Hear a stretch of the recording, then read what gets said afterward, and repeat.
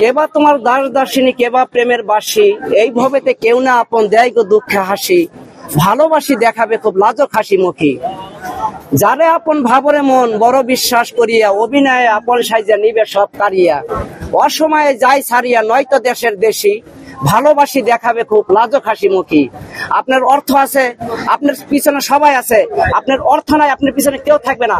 অর্থ করি ধনার সম্পদ থাকে সুন্দর রূপ, সবে সকাল সন্ধ্যা দিবে পূজা জ্বালায় ধূপ, ভালোবাসি দেখাবে খুব লাজক হাসি মুখী। কেবা তোমার দাস দাসিনী, কেবা প্রেমের বাসী, এই ভবেতে কেউ না আপন দেয় গো দুঃখে হাসি, ভালোবাসি দেখাবে খুব লাজক হাসি মুখী। এই গানটি আমি, এই কবিতাটি, ছন্দটি আমি 2000 সাল থেকে আমার লেখালেখি। আমি হাটে যাই, ঘাটে যাই, মাঠে যাই, আমি যেখানে যাই, অফিসে সবাই বলে যে মনের মতো একটি মানুষ পাইলাম না। এই কষ্টটা নিয়েই আমি এই ছন্দটা আমার লেখা, যে পাইলাম না রে পাইলাম না, মনের মতো মানুষ পাইলাম না।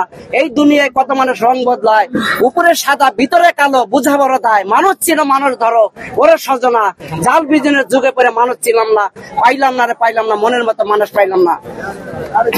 যারে আপন ভাবরে মন বড় বিশ্বাস করিয়া, অভিনয় আপন সাইজে নিবে সব কারিয়া, অসময়ে যায় ছাড়িয়া নয়তো দেশের দেশি, ভালোবাসি দেখাবে খুব লাজক হাসি মুখী। তা আমি হাটে ঘাটে মাঠে ছোট বড় সকলকে জিজ্ঞাসা করেছি যে আমার এই কবিতা, আমি এটা গান হিসাবে, গান আকারে আমি করতে পারবো, আমি কবিতা হিসাবে সবার মাঝে বলি। সবাই বলে যে অসাধারণ, আপনার এটা অনেক ভালো লেগেছে। আমি বললাম যে 20 কোটি মানুষ মাঝে কি আমার এটা প্রচার করতে পারবো? সবাই বলছে অবশ্যই পারবেন। আমি গুলশান গিয়ে আমি এই কবিতা আমি তুলে ধরেছি, আমি মিরপুর গিয়ে আমি তুলে ধরেছি, আমি কাউরান বাজার তুলে ধরেছি।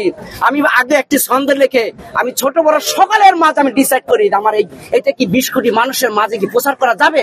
অভিনয় আপন সাইজে নিবে সব কারিয়া, অসময়ে যায় ছাড়িয়া নয়তো দেশের দেশি, ভালোবাসি দেখাবে খুব লাজক হাসি মুখী। অর্থ করি ধনার সম্পদ থাকে সুন্দর রূপ, সবে সকাল সন্ধ্যা দিবে পূজা জ্বালায় ধূপ, ভালোবাসি দেখাবে খুব লাজক হাসি মুখী। অর্থ করি ধনার সম্পদ থাকে সুন্দর রূপ, সবে সকাল সন্ধ্যা দিবে পূজা জ্বালায় ধূপ, ভালোবাসি দেখাবে খুব লাজক হাসি মুখী। কেবা তোমার দাস দাসিনী, কেবা প্রেমের বাসী, এই ভবেতে কেউ না আপন দেয় গো দুঃখে হাসি, ভালোবাসি দেখাবে খুব লাজক হাসি মুখী। হ্যাঁ,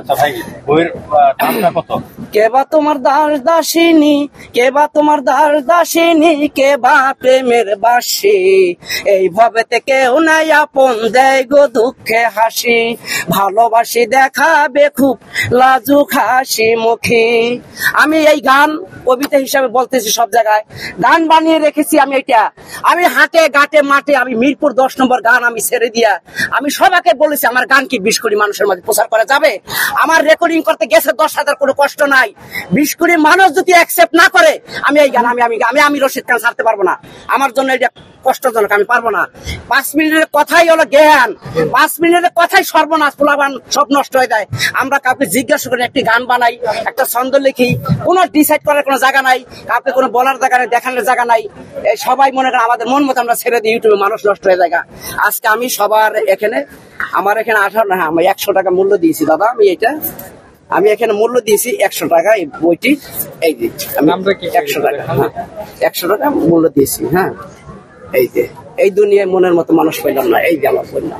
আচ্ছা, বই যারা কিনতে চাবে তারা কিভাবে কিনবে? বই প্রথম পাতাটা একটু দেখি। বই কিনতে চাইলে এখন কোন জায়গায় বই আমার দেওয়া হয় না, যে আমার বইকে কোন জায়গায় দেওয়া হয় না, আমি কোনো দায়ও নাই কার কাছে আমার বইটি কেউ রিসিভ করবেন কিনা। কিন্তু আমি এখন মনের ভাব হেঁটে হেঁটেই আমি, যদি আমার বই কেউ কিনবে, আমাকে ভালো লাগে। আপনি 30 দিন থাকবেন কিনা? কারণ আমি 30 দিন আশা রাখি, আমি 30 দিন আসার সম্ভাবনা আছে। আমি কিছু অর্থ ব্যয় গেছে।